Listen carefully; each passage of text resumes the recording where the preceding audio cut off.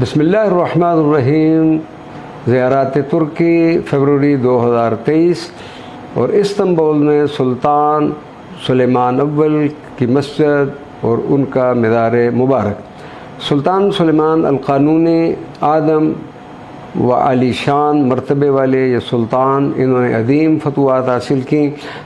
سلطنت عثمانیہ کے 10ویں سلطان، عظیم حکمران جنہوں نے اپنے بے مثل عدل و انصاف اور لاجواب انتظام کی بدولت پوری مملکت اسلامیہ کو خوشحالی اور ترقی کی شاہراہ پر گامزن کر دیا۔ 46 سال کی حکمرانی کے فرائض سر انجام دیے۔ آپ نے مملکت کے لیے قانون سازی کا جو خصوصی اہتمام کیا، اس کی بنا پر ترک انہیں سلیمان قانونی کے لقب سے یاد کرتے ہیں۔ 26 سال کی عمر میں آپ تخت نشین ہوئے تھے۔